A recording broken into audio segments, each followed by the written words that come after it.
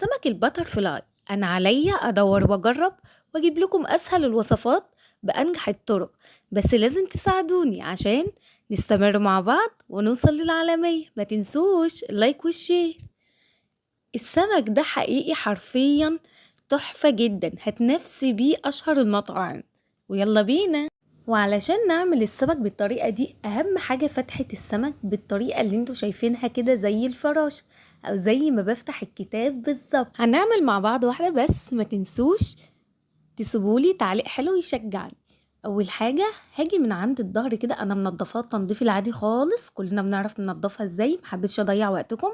وهاجي افتحها من الظهر، بس أنا كنت نسيت أشيل الحتة دي لأنها لازم تشال علشان أعرف أكمل فتح من المكان ده.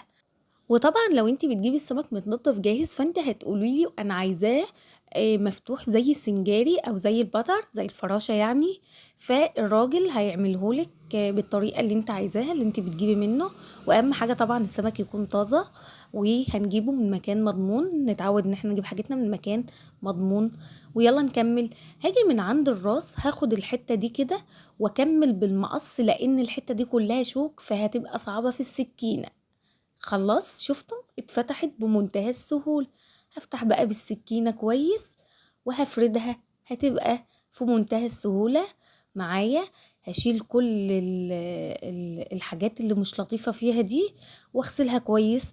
ولازم يا جماعة وانتوا بتغسلوا السمك بننقعه 10 دقايق، يعني السمكة كمان مبطرخة ما شاء الله.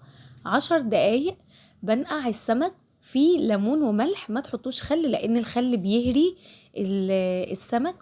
وده كان شكله بعد ما اتنضف واتغسل واتنقع في الملح والمية. ومعايا لتتبيلة ليمونتين متقسمين وقرن فلفل احمر واخضر وراس تومة على حسب كمية السمك. ده الخضار. التوابل بقى ملح وكمون وكزبرة فقط لا غير، مش هنضيف حاجة تانية. عندك بهارات سمك ممكن تحطي، بس انا الصراحة بكتفي بالحاجات الاساسية. وده طبعا ما يميزني عن غيري، ما بحبش اتكلم عن نفسي كتير. ويلا بينا. هنضرب المكونات في الخلاط، هنعمها جدا، وهنزل بالتتبيلة ديت فوق السمك، اسيبها فيه حوالي ساعتين في التلاجة طبعا لان احنا في الحر. هوزع التحديقة بتاع السمك في كل الاتجاهات بحيث ان السمكة تتشرب التتبيلة فيكون طعمها حلو معايا. هنركنها على جنب، هنركن السمك ساعتين كده في التلاجة ونعمل مع بعض التلحيسة اللي هنغطي بيها السمك بحيث ان هو يكون مقرمش معايا من بره وجوسي وطري جدا من جوه. معايا حوالي كوباية من الدقيق، هنزل عليها بكوباية الا ربع من المية بالتدريج كده وانا بقلبها بالمضرب اليدوي علشان ما تكلكعش معايا. انا مش عايزة العجينة دي تكون خفيفة ولا تقيلة، عايزاها تكون وسط بحيث ان هي لو تقيلة ما تعجنش ولو خفيفة مش هتديني النتيجة اللي انا عايزاها. وهتبلها كويس بنفس التتبيلة، خدت منها معلقتين هحطهم على العجينة. تتبيلة السمك ما تنسوش تشيلوا منها معلقتين.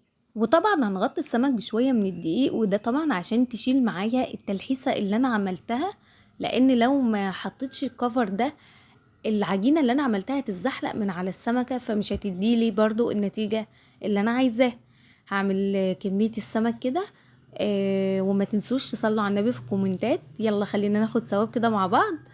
وكده خلصت الكفر ده الاولي ده او المبدئي ده، وهننزل على بالتلحيسة او بالعجينة على السمك.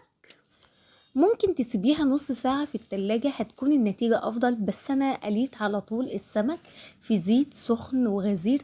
وعايزة اقول لكم ان السمك كان جميل والزيت كان نظيف جدا حتى بعد ما خلصت كمية السمك المقلية.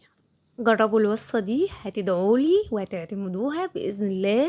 وبكده اقول لكم مع السلامة.